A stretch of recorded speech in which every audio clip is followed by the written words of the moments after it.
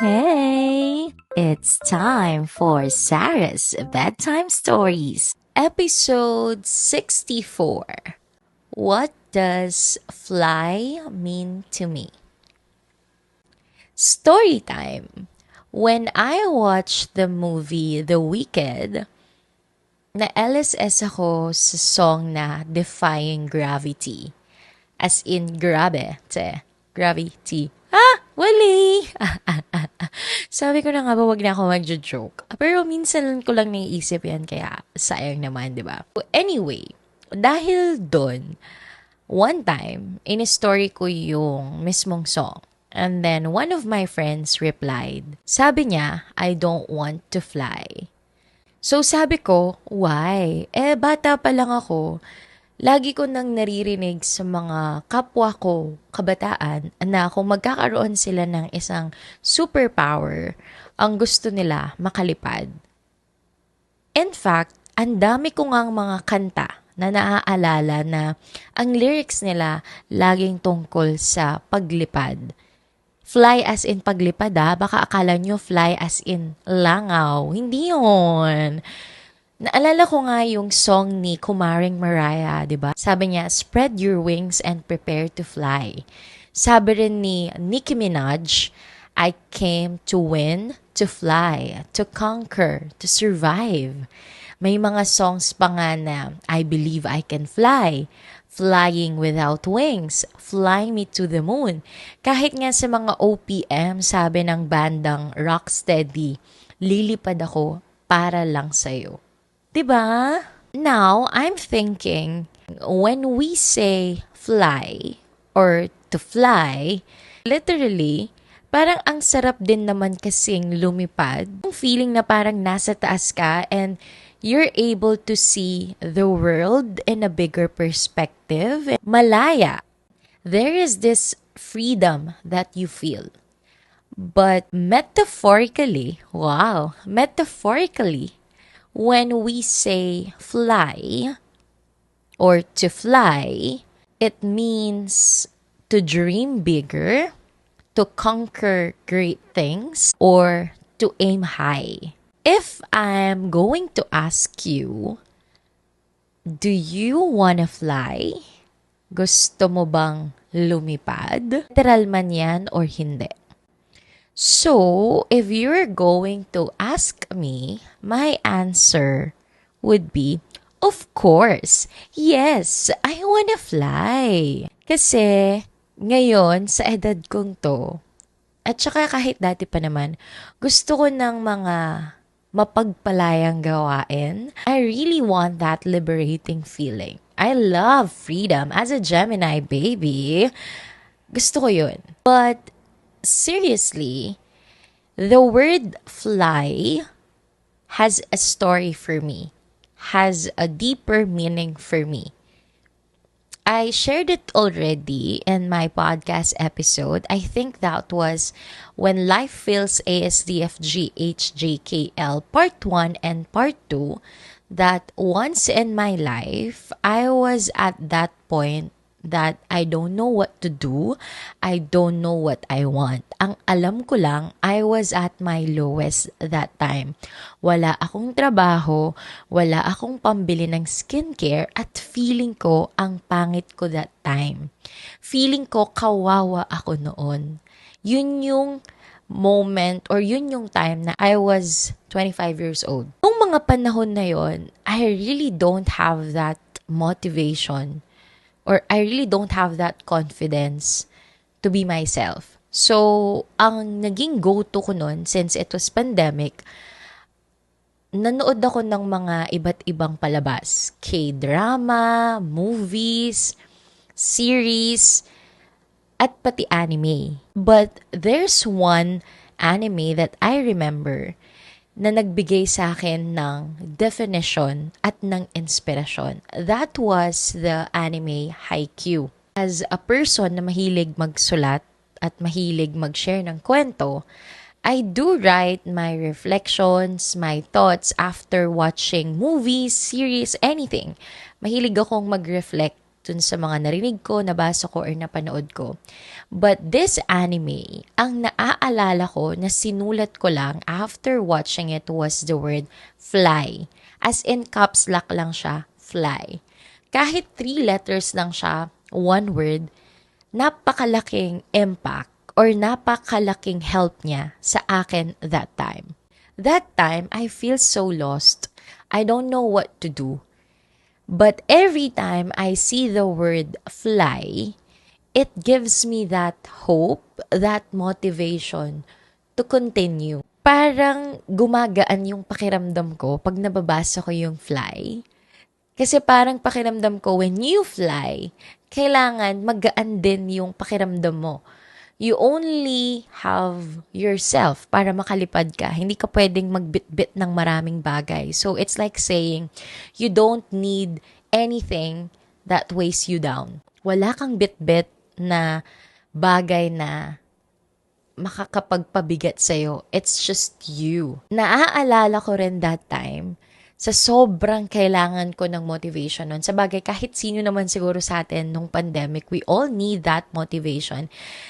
Hindi ako nagwa-wallpaper ng mga quotes and all, pero nung time na yon nag-wallpaper ako ng maraming quotes every day, paiba-iba na this is just your waiting season, your time will come, mga ganon.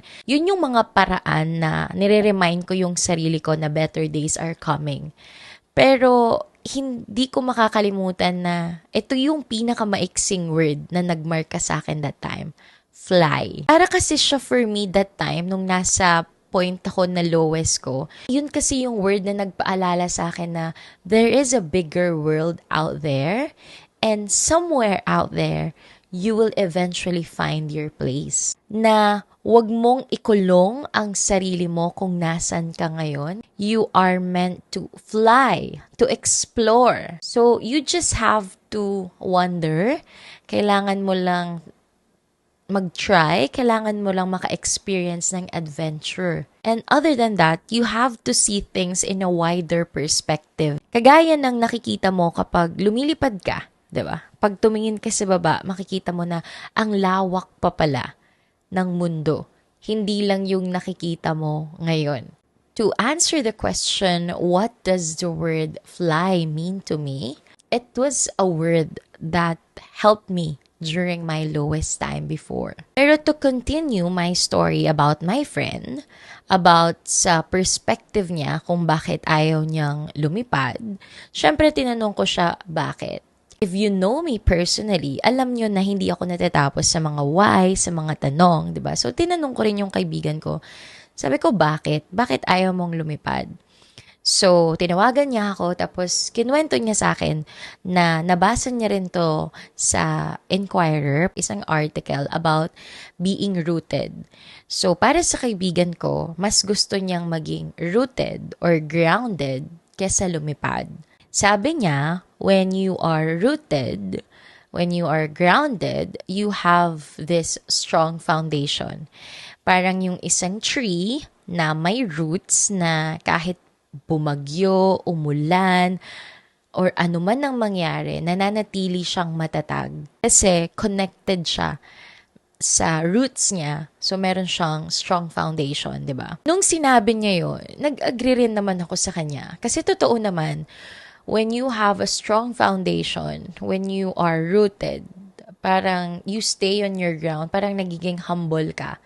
'Di ba? Yun yung thinking. So, sumang-ayon ako.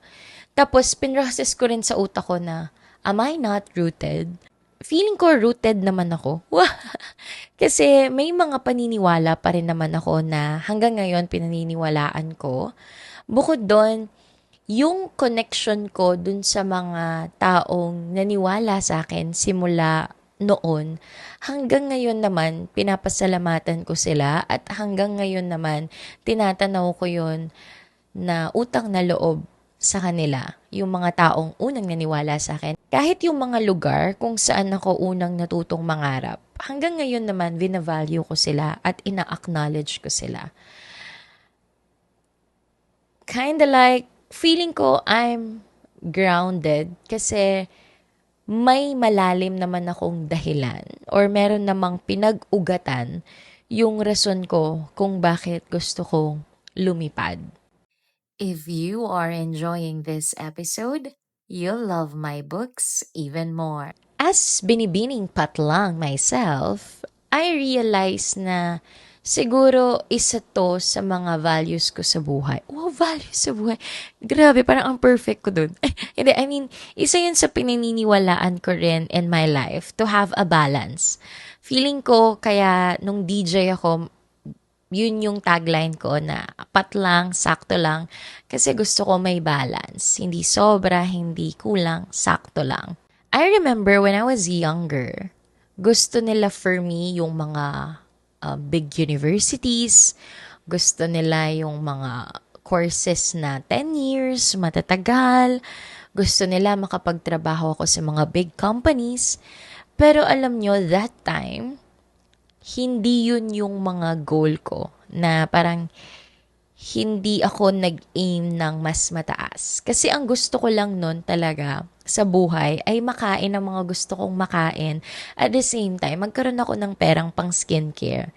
Ganun ka simple yung goal ko nun. And I was happy with that. I remember that time then, gusto ko na dun lang ako sa barangay namin. Kasi komportable ako doon, kasi okay yung mga tao doon, kilala ko yung mga tao doon. Kaya parang nagsettle ako doon sa comfort zone ko. Not until after pandemic, I met this superwoman that I know, Ma'am Grace Salvador. She was also the person na nag-inspire sa akin to publish my book. Hi, Madam! So, nung na-meet ko siya, natural sa kanya yung ma-inspire ako na mangarap ng mas malaki. Kasi sabi niya sa akin noon, we are meant for something bigger and God has a bigger plan for you. So why limit yourself? Yun yung sinabi niya sa akin. Unti-unti, dahil nakakausap ko siya, baby steps, ako na binibining patlang na sanay lang ako dun sa mga dreams na parang mga short-term goals, ganon. Eventually, natuto akong mangarap ng mas malaki kesa dun sa mga dati. Kasi kung hindi ako nangarap ng mas malaki, hindi ako nagpo-podcast ngayon. Hindi ako nag-publish ng libro. Hindi ako nagsusulat ng mga kwento. I'm not also sure if it's because of my age or my experience. Kaya parang nagkaroon ako ng shift din. Kaya parang bigla kong nagustuhan ng fly or ang lumipad. I'm grateful because I've seen the other side of life because of the word fly. Naisip ko rin na sa mga bagay na lumilipad, like for example, ang ibon at ang eroplano, lumilipad yung mga yan, di ba? Oo, lumilipad sila pero hindi naman palagi at lalong hindi forever. Mayroon lang oras at panahon na pwede silang lumipad. At para makalipad sila ng maayos, 'di ba, meron silang mga stopover, nagpapahinga sila, kaya nga merong mga branches ng tree, kaya nga merong mga airports, 'di ba? Kasi kailangan nila 'yon para makatuloy sila sa paglipad. Lumilipad sila pero hindi tuloy-tuloy. Kaya naisip ko na tayo rin naman siguro, if we want to fly, we can. Pero meron lang mga pagkakataon na pwede tayong lumipad.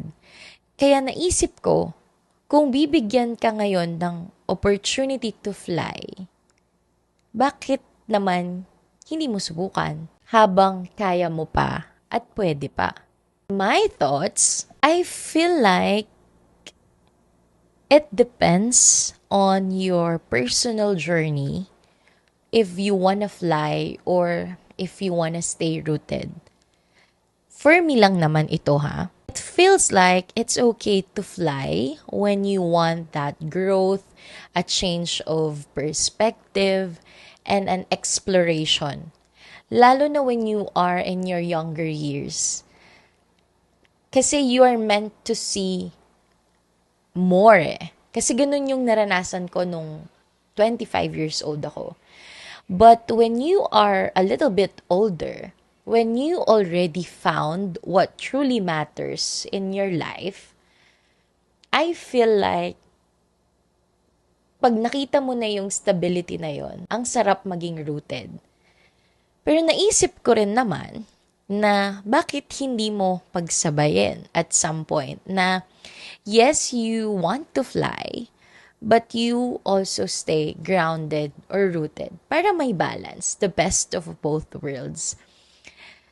Parang you're flying and then always have that point in your life na you always have that pahinga with the people that you consider your pahinga and the place that will give you the pahinga that you deserve so that you can fly higher.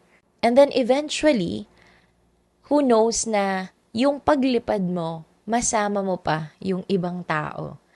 'Di ba? At least at one point, parang na-experience mo yun. So that when the time comes na hindi mo na kayang lumipad or tapos ka na sa season na yon, you will be able to share stories about the experience of flying. Kasi for me, that would inspire other people as well. Yun lang naman ang pananaw ko sa buhay ko ngayon. To sum it all up, at this point in my life, I wanna fly, but I also wanna stay grounded. This is just my POV. Ngayon, I don't know if it will change, but I'm thankful for my friend because I love friends who share a different perspective sa akin. Let me know your thoughts if you want to fly or if you want to stay grounded or if you'll do both. Again, it depends on your journey, it depends on your personal choice, but you have to decide, and I hope whatever you choose, it will help you to find meaning and joy in your life. So, hey, this is Sarah, and this is Sarah's Bedtime Stories. If you enjoyed this episode, please drop a comment, like, and share this so that more listeners for Sarah's Bedtime Stories. Good night! Mwah!